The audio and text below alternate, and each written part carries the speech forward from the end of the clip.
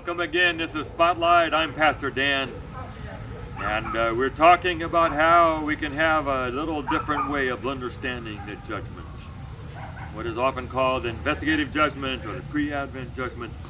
The idea that God calls your name and calls you in and you stand before God. There's the Ten Commandments, there's all the angels, and you stand trial before God. And if you have any sin that you hadn't confessed, then your name would be taken out of the Lamb's Book of Life and you will not go on the cloud with Jesus. I was scared to death of that. So we've been saying that we have no more fear. We put that anchor down. Let not your heart be troubled. And then last time we said that the judgment is first of all about God.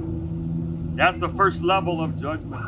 The hour of His judgment has come. May you be victorious when you are put on trial. And we have to have Satan's lies about God have to be answered. We talk about the vindication.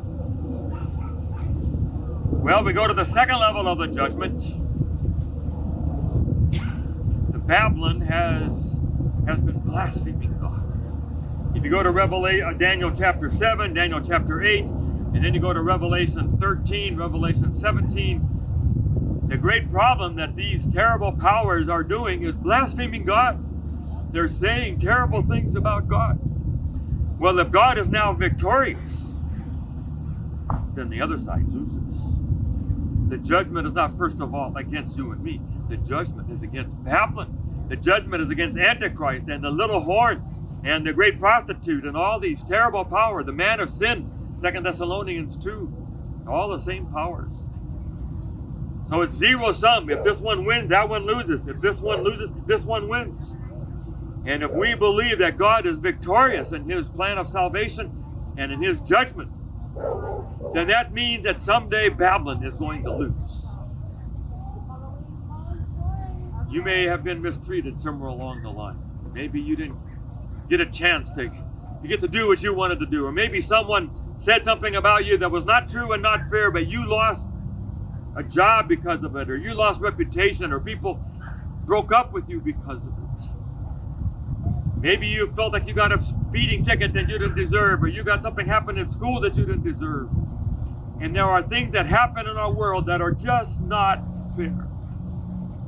And God is saying someday there will be a judgment. It's not going to last forever. Revelation 6, under the fifth seal, the souls are under the altar saying, how long, God, are you going to keep letting this happen? David asked it all the way through the Psalms. How long, God? Why are you blessing them, God? Come on. It's just someday that'll be done. Someday they'll be like Daniel 5 with the handwriting on the wall for them. And all the Babylons and all the people who have done bad things to God's people are going to have a judgment. And God is going to rule in our favor over them. So it's good news, is that someday there's going to be an end. Someday there is going to be a great white throne judgment at the end of Revelation.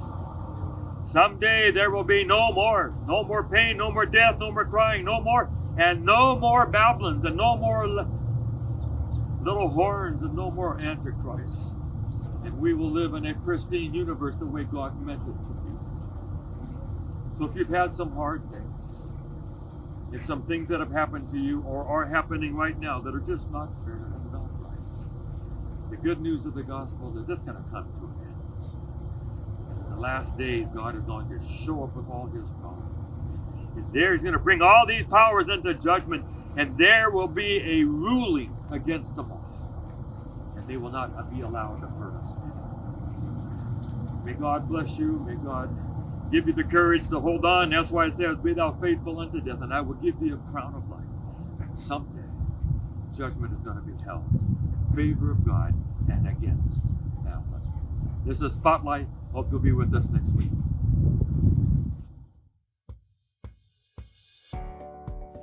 Thank you for watching Spotlight. We're so excited about this.